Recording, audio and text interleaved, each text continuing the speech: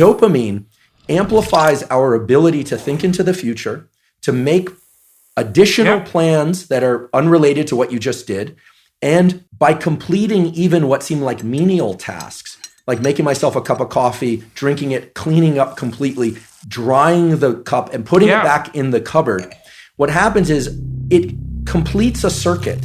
It closes the dopaminergic circuit. And when dopamine is released, and it will be, literally increases confidence and energy. Why? Well, for the following reason. We all think about caloric energy, but what most people are never taught, and if I had 10 things I could teach people, one of them would be adrenaline, epinephrine is neural energy. It's your ability to get up and go. It's the thing that makes you jittery when you're a little nervous, but it's also what allows you to move forward, to go out for a run, to pursue any goal, cognitive or physical, etc.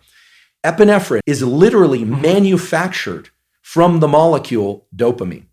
If you look at the biochemical cascade, it is dopamine is converted into adrenaline, which is the basis of all energy, all neural energy. Right. I used to tell my clients, this is a very good thing to know.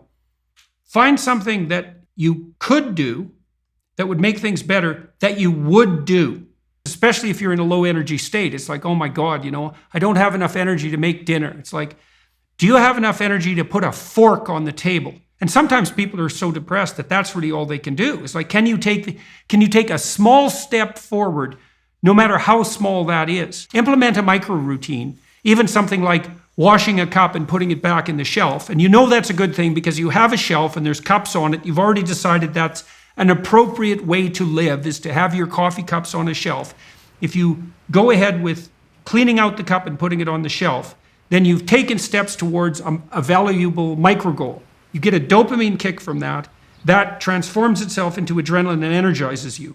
So that's partly the reason that it has an antidepressant effect. That's right. And then you can lean into another behavior. Completion of an even trivial task like the putting away of the cup will give you more dopamine, which gives you more adrenaline, which in this analogy of either being back on one's heels, flat-footed, or forward center of mass, regardless of where one is starting out, let's say depressed is back on one's heels, it's going to tilt you forward a little bit. And then it's a question of what you do with it. So the cognitive appraisal is critical because, again, with the prefrontal cortex being so critical in establishing which of these loops gets repeated, the cognitive appraisal is critical. I'm somebody who can get things done, even if they're small.